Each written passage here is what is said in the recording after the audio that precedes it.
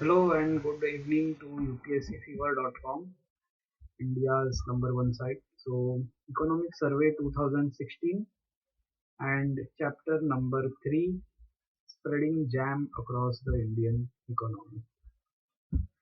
Right, so again, the Economic Survey is written by the Chief Economic Advisor to the Finance Ministry, and he has presented his ideas and views about the various problems that the economy faces.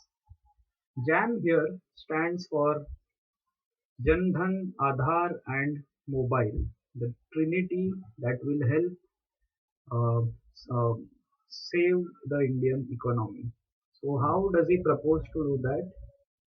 JAM will be used for transferring government funds directly to the beneficiaries. The cash transfers shall reduce the leakages and remove ghost beneficiaries. Now, as you know, Aadhaar card is a unique identity number given to Indian residents and not Indian citizens.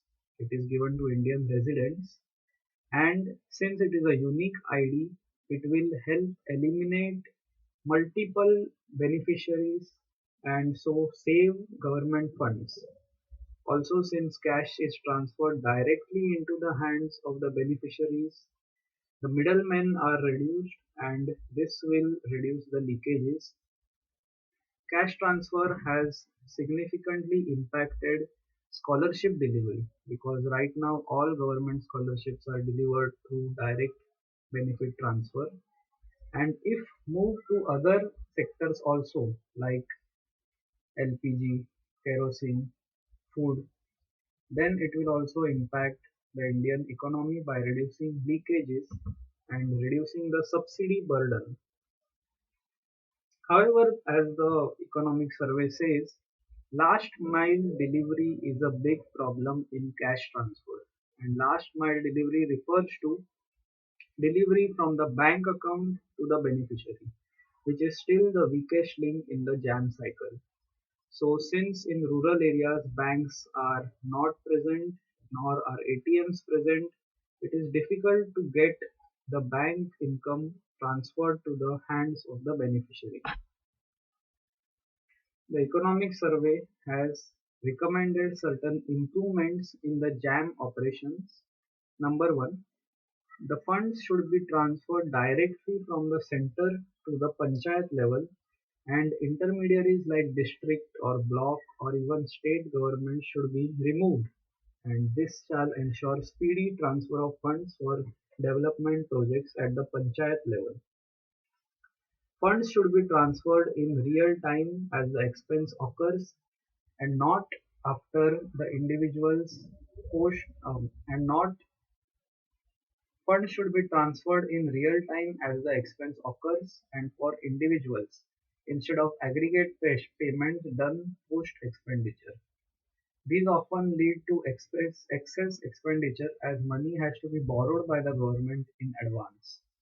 This is a valid point as you know that kerosene subsidy or sorry LPG subsidy is paid immediately after the expenditure is done, and so the government doesn't have to borrow the funds in advance and save them for a long time and then pay them after the expenditure is made, because interest has to be paid on the borrowed sum by the government, and thus this recommendation will reduce the fiscal deficit and the subsidy.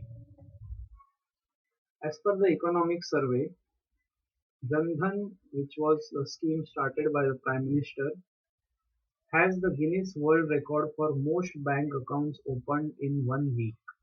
Almost 19.72 crore accounts were opened. 17 crore RuPay cards were issued. These are debit cards. 28,000 crore cash deposits was seen in these accounts, and 131 crore overdraft facility was provided.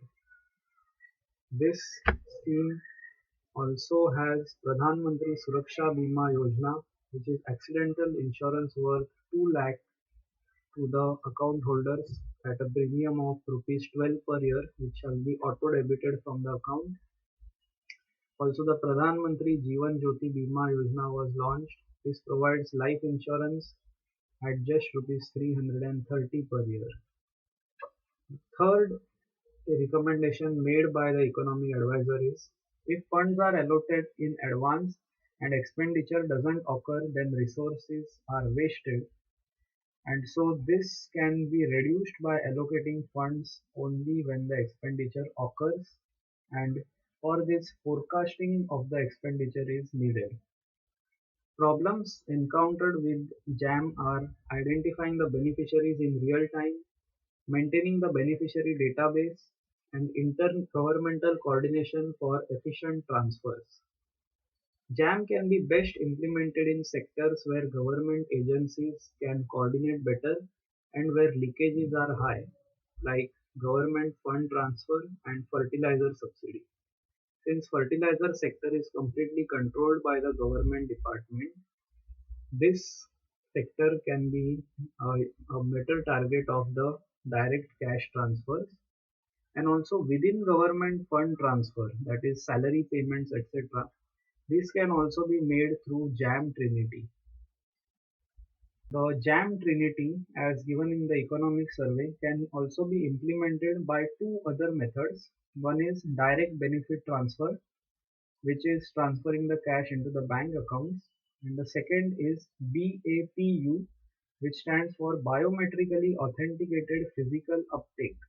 This means that once the identity of the beneficiary is authenticated by means of biometric ways like fingerprints or eye scans or voice scans, then this means that physical goods can be claimed by him. So, if say a farmer is claiming fertilizer subsidy, then he can go to the nearest fertilizer outlet, and once his identity is authenticated by biometric means, he can claim the fertilizer at a subsidy. This can also be extended to food, and once the ration card shop identifies the beneficiary and authenticates his identity, then whatever ration is owned by the beneficiary can be passed on to him. And so instead of cash transfer, this would be physical goods transfer after biometrically authenticating the identity of the person. This has the potential of reducing the opposition to JAM, as you know that food subsidy has been opposed by many social activists, saying that the money received in the bank accounts for food will be diverted to other goods like alcohol or other expenditure, and the poor will not be able to take the benefit of the food subsidy. So BAPU has the potential of eliminating all such objections to benefit transfer. Here the food subsidy will only be given after the identity is authenticated, and so leakages will also not be present. Right, so that was it about the economic survey spreading jam across the Indian economy. This gave us four important points about the benefits of having Jan-Dhan, Aadhaar, Mobile, Trinity in the economy. So just recalling back, the main benefit is reducing the leakages, reducing the ghost beneficiaries, reducing the subsidy burden on the government, and thus reducing the fiscal deficit.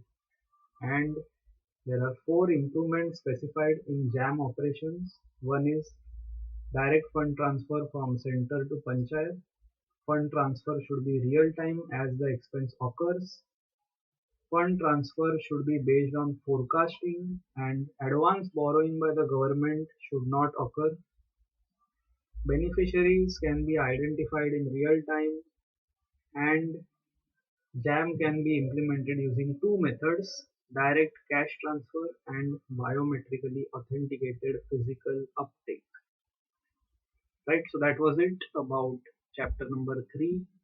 If you like this video, you can do this, and hope to see you for the next video, which shall be on fourth chapter of economic survey, the economics of agriculture.